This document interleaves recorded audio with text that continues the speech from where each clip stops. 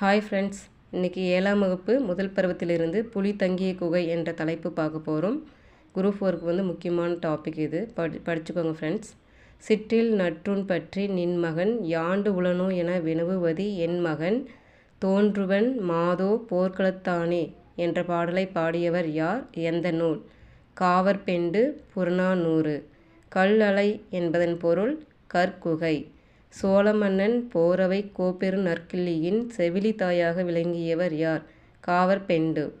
காவற்பெண்டு சங்ககால பெண்பார் புலவர்களுள் ஒருவர் ஆவார்.